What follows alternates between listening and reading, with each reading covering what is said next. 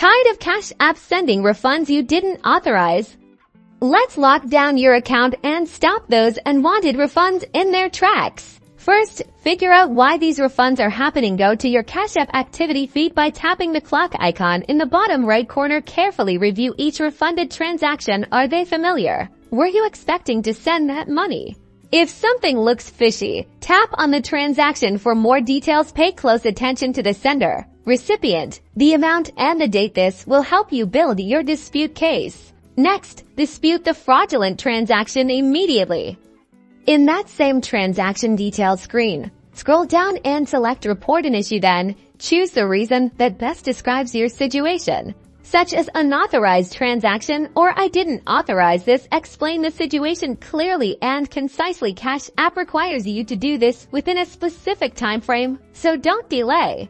Now, boost your security to prevent future issues. Tap the profile icon in the top right corner. From there, select Privacy and Security. Enable Security Lock, which requires a PIN or your fingerprint to access your Cash App.